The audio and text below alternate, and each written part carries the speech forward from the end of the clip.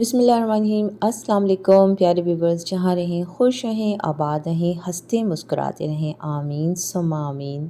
और जनाब स्ट्रॉबेरी का सीज़न आया भी और तकरीबन अब जाने पर भी है।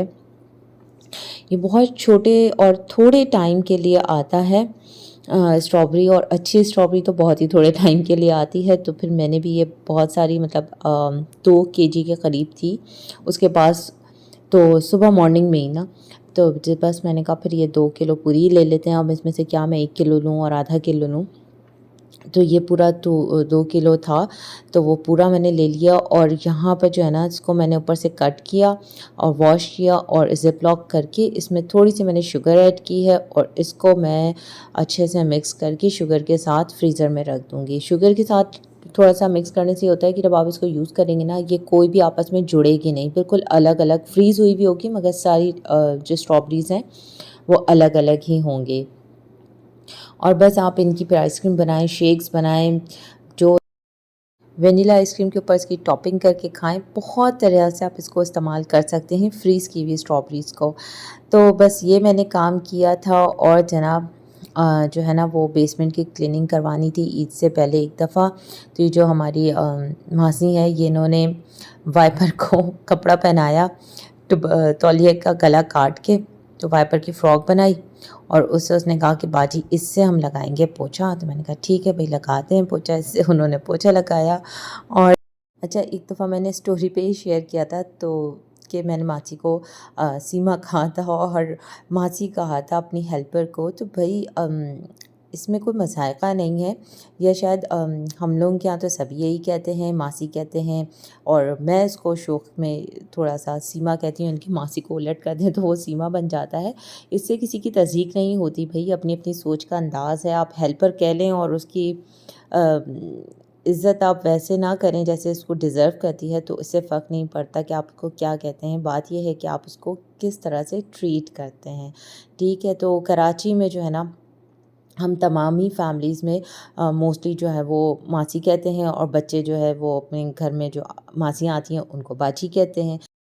और मैं बाय द वे अपनी मासी के साथ खुद भी लग के करवाती हूँ काम, क्योंकि मुझे पता है इतना बड़ा एरिया अकेले कवर करना और बहुत अच्छी आपकी मनचाही पसंद की सफाई होना मुमकिन नहीं है जब तक कि आप खुद उसके साथ हेल्प ना कराएं। अच्छा, मेरा भी ना बेसमेंट का एक्सपीरियंस बिल्कुल पहली दफ़ा है, इसलिए वैसे तो घर में मुझे याद ही नहीं रहता कि मुझे बेसमेंट में जाना भी है।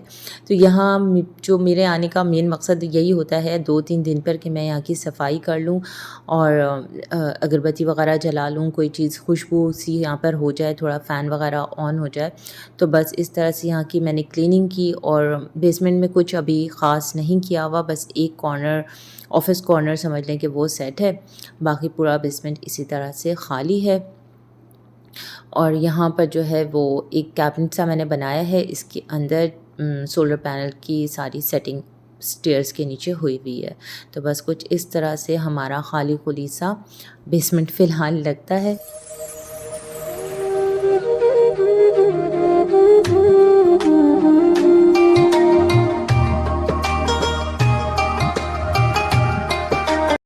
अच्छा, आज का दिन ना बहुत सारे काम का दिन था। तो वो काम में एक काम ये भी था कि मुझे अपने वार्डरोब ठीक करना था, कि मौसम ने बिल्कुल से चेंज हुआ है और गर्मियाँ आ गई हैं।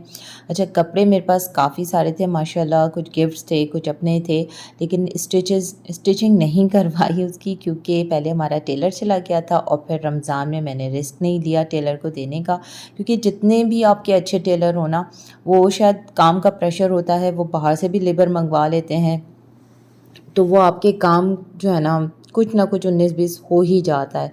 तो फिर मैंने कहा छोड़ो, इस दफ़ा रिस्क लेने की ज़रूरत नहीं है, जो है उसी से काम चलाएंगे। और इंशाल्लाह ईद बाद ज़रा समर कलेक्शन भी अच्छी सी आ जाएगी, तो सुकून से फिर समर की लॉन वगैरह ख़रीदेंगे।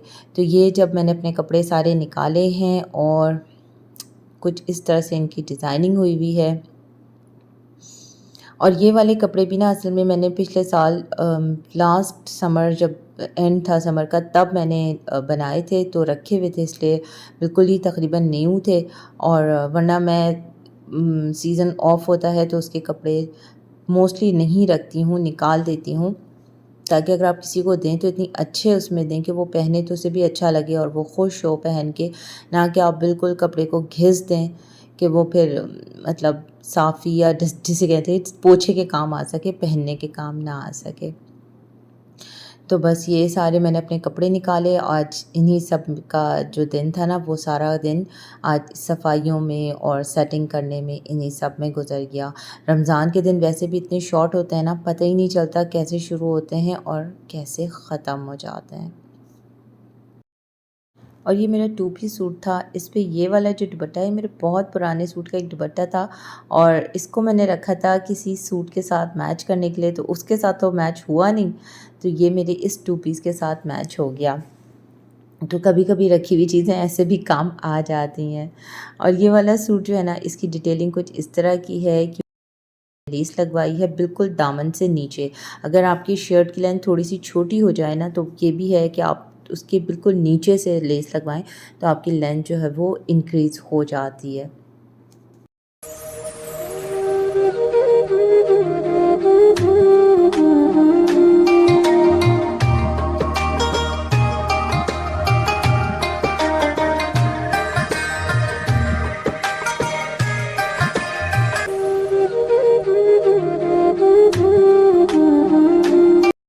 और आज जो है ना, मैं बड़े इत्मीनान के साथ किचन में आई थी, क्योंकि मुझे जो है ना वो ज़्यादा कुकिंग करनी ही नहीं थी। अब रोज़ एक-एक चीज़ें बना-बना के ना आपका दिल बिल्कुल भर जाता है और पका-पका के आपके अंदर क्या स्पीड आ जाती है भाई वाह! तो मैंने बनाए थे दही फुल्की। दही फुल्कियों के जो है ना, मैं फुल्कियों को ये रेडीमेड फुल्कियाँ हैं, इनको मैंने पानी में पहले ही सोख करके छोड़ दिया था, तो ये फुल गईं। अब बस इनको दही जैसे भी चाहें आप बनाएँ इसका दही का बैटर, यानी कि नमकीन या मीठा, और आप उसमें फुल्कियाँ ऐड कर दें। और साथ में काला चना है, काला चना भी मैं बल्क में मतलब 3-4 दिन का बना के रख लेती हूँ। बस अब मैं इसको थोड़ा-सा पानी डाल के और फ्रेश कर लूँगी।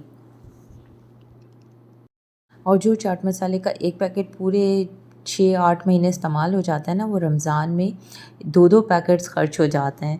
तो वो ये नेशनल वाला चाट मसाला मैं लेकर आई थी और इसको भरूँगी मैं इसी बॉटल में। ये बॉटल बड़ी अच्छी कन्वीनिएंट सी है, तो इसी बॉटल में भर के मैं रख लेती हूँ, यूज़ करना बड़ा आसान हो जाता है। और अगेन कुछ चीज़ें तो कंपल्सरी होती हैं, जैसे कि फ्रूट चाट, काला चना, पकोड़े या दही बड़े, दही फुल्की, कुछ भी। तो बस ये सारी रेगुलर रूटीन चीज़ें मैंने बनाई थी और आज मैंने खाने में बनाया था बड़ी मज़े की एक डिश, कि जब आपको होता है रोज़ क्या पकाएँ, तो कुछ ना कुछ एक्सपेरिमेंट भी होना चाहिए। अच्छा, ये जो फुल्कियाँ हैं, अगर आप इनको गर्म पानी में डाल के बॉईल कर लें या गर्म पानी में डाल के इनको सोक करेंगे ना, तो ये टूट-टूट सी जाती हैं और ऐसी स्टिकी-स्टिकी सी हो जाती हैं। इसको ठंडे ही पानी में डाल के थोड़ी देर के लिए छोड़ दें, बेस्ट तैयार होती हैं, बिल्कुल अलग-अलग बाज़ार के स्टाइल की। तो ये टिप मुझे मेरी छोटी वाली सिस्टर ने दी थी और उसको उसकी नंद ने दी थी। तो देखें जनाब, इस तरह से एक-दूसरे की आप हेल्प कर सकते हैं। सीखने के लिए कुछ भी हो, कहीं से भी हो, जो भी अच्छी बात हो उसे ले लेना चाहिए। तो बस जनाब, यहाँ पर मैंने हरे मसाले की दही बनाई थी और उसमें चाट मसाला डाला है, नमक ऐड किया है और ऊपर से सेव पापड़ी ये सब डाल के, और मज़ेदार सी ये दही फुल्कियाँ रेडी हैं। अच्छा, आज मुझे जो है ना वो जो डिश बनानी थी, उसके साथ बनाना था मुझे राइस। तो प्लेन बॉइल्ड राइस भी अच्छा लगता है, लेकिन सबका था कि नहीं, इसके साथ जो है ना थोड़ा मसाला राइस बनाते हैं।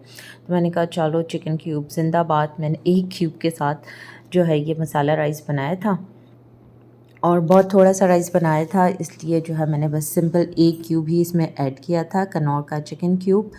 इसका फ्लेवर मुझे बहुत अच्छा लगता है। तो सादे चावलों पे भी अगर आप इसको ऐड कर लें ना इनके बॉइल्ड राइस के साथ, तब भी इसका टेस्ट बड़ा मज़े का आता है। तो मैंने यहाँ पे ज़ीरा डाला है, ऑयल में काली मिर्च डाली है और उसमें चावल और क्यूब एक साथ डाल दूँगी। रोज़-रोज़ कुछ नया बनाएँ और कुछ ऐसा बनाएँ कि वो सबको पसंद आए और खाने में भी अच्छा लगे। तो बस फिर इस तरह से थोड़ा-सा अपना दिमाग इस्तेमाल करना पड़ता है और खाना रमज़ान में इस तरह से होता है ना कि अगर अभी सहरी में मतलब इफ़्तार में अगर खा लिया तो ठीक, वरना फिर जो कुछ इफ़्तार की टेबल पे खा लिया वो बस हो गया और उसके बाद बिल्कुल फुल स्टॉप। अब सहरी तक कोई भी कुछ नहीं खाता, टाइम भी नहीं बचता, फिर नमाज तरावी इन सब में लग जाते हैं तो फिर खाने का ना मूड बनता है ना टाइम बनता है और फिर तरावी के बाद सहरी में ज़्यादा वक्त नहीं बचता।